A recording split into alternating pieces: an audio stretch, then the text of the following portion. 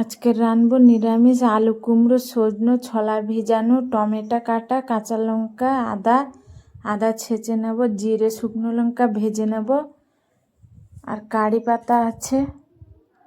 শুকনো লঙ্কাটা আগে অল্প অল্প ভাজা ভাজা করে জিরেটা দেব, দিয়ে ভেজে নেব। এই যে ভাজা জিরে গুঁড়ো করা আদা বাটা হয়েছে। কড়াইতে তেল দেব, 5 ফোঁটন, কড়ি পাতা দিচ্ছি। এবার আলু সজনো ডাঁটা আর কখারুটা দিয়ে দিচ্ছি কড়াইতে, ভাজা ভাজা করে নেব। ঢাকা দিয়ে ভাজা ভাজা করে নেব অল্প। ভাজা ভাজা হয়ে গেছে, এবার লবণ দিচ্ছি, হলুদ দিচ্ছি, এবার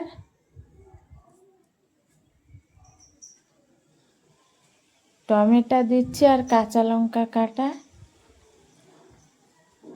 আদা বাটা,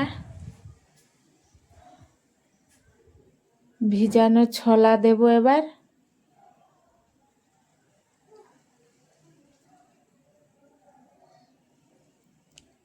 একটু কষিয়ে নেব ভালো করে, দিয়ে কষিয়ে ঢাকা দিয়ে রাখবো। কিছুক্ষণ পরে ঢাকা খুলে এই যে রুচি কারি পাউডার দেব, নিরামিষ মশলার এইটা,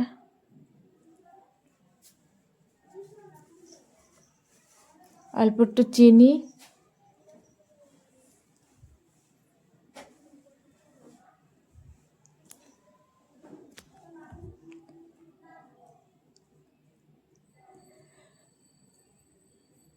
ভালো করে কষাবো। কষানো হয়ে গেছে, জল দিচ্ছি।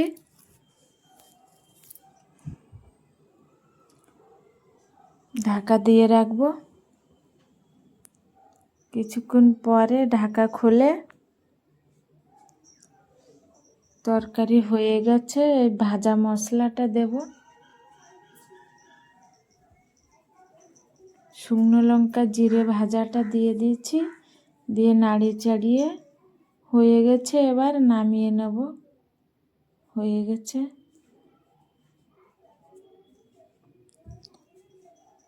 এই উচ্ছে আলুটা ভাজবো, কড়াই বসিয়ে দিয়েছি, শুকনো লঙ্কা দেব কেটে, 5 ফোঁটন দিচ্ছি। 5 ফোঁটন না, তেল দিয়ে 5 ফোঁটন দিচ্ছি।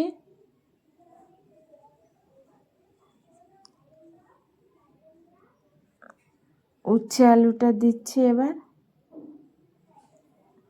লবণ দিচ্ছি, হলুদ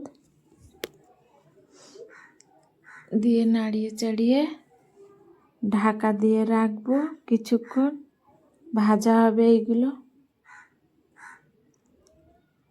ঢাকা খুলে আর একটু নাড়িয়ে চাড়িয়ে দেব।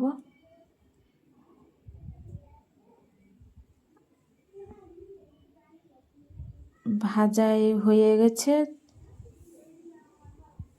আগলা করে করে ভাজেছি। প্রথমে 2 বার ঢেকেছিলাম, এবার আগলা করে করে ভেজে নিয়েছি। ভাজা হয়ে গেছে, নামিয়ে নেব। এই উচ্ছে আলু ভাজা আছে, নিরামিষ কুমড়ো আলু ডাঁটা টমেটো আর ছোলা দিয়ে তরকারি হয়েছে। এই ডাঁটার তরকারি, এই যে উচ্ছে আলু ভাজা, ভাত খাবো।